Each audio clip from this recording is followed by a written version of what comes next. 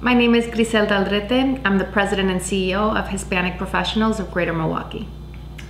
Well, thank you for being with us today. Please tell us about the mail you have received and the concerns you had for yourself and your staff.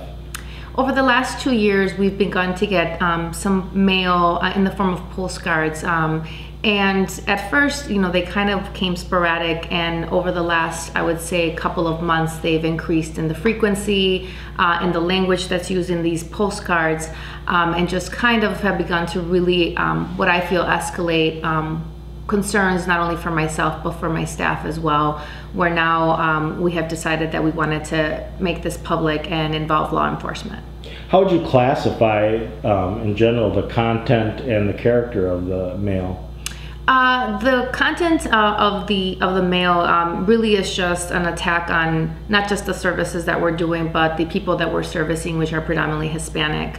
A lot of the rhetoric is centered around immigrants, or just kind of the outlook of Hispanics in our country, ignoring the contributions that the Hispanic community has made for our community and across the country and the world, if you will. So I think that's just been sort of more a criticism too on our work and the people that we're trying to serve. What prompted you to bring in law enforcement? Just the frequency of the letters, and then also just the language used, and they also have begun to be addressed to me personally. And so for the safety of not only myself but my team, I felt like we probably needed to take action, especially since this has been going on now for 2 years. We now keep our office doors locked, and I feel whenever you have to change the way you do business, something has to be done about it. So it escalated from derogatory rhetoric to actual something that could be construed as threats. Yes, as law enforcement put it, this is now a form of harassment. Do you think President Trump has contributed to this in the way that he conducts some of his speaking engagements and dealing with his commentary on building a wall and this type of thing would add to it? The postcards definitely reference President Trump and the building of wall. I wouldn't just specifically say that it's President Trump who has fueled the context of the mailings, but I do think that we are in a climate politically where there's so much division that are being built.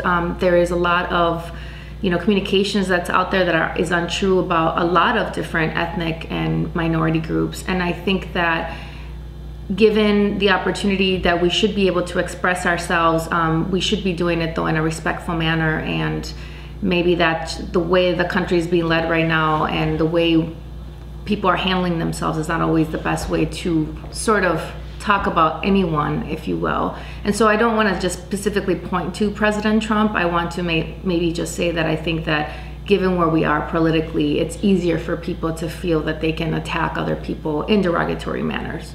Your organization has been really successful in building collaborations with other businesses and other organizations. To what do you attribute that success?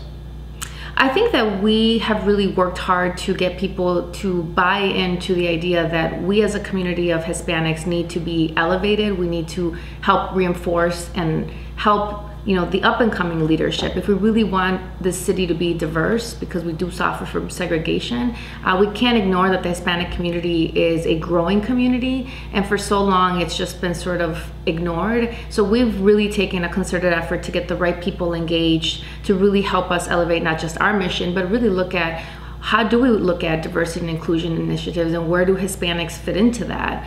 And then from there is making sure that we're holding ourselves accountable as an organization and really looking to make a difference in the community and in the lives of the people that we work with, which include college students and Hispanic professionals. The title of your organization is Hispanic Professionals of Greater Milwaukee. Mm-hmm. What type of people, would they all be professionals involved in it? Should people who aren't like a doctor or a lawyer or IT technician or something feel that there's no place for them in this organization? Absolutely not. I mean, we are a welcoming place for everyone. I mean, I think the title is simply that. I think anybody is a professional, and by that we mean anybody who is working and contributing to the organization, not the organization, the community. We have about 980 college students that we work with, and by definition, some people would say college students are not professionals, but they are, right? They're professionals in the making. And we really want to continue to be a safe space for anyone that's looking for professional development, mentorship, or even just networking to reach out and be a part of our organization. Well, thank you very much for your time. Thank you.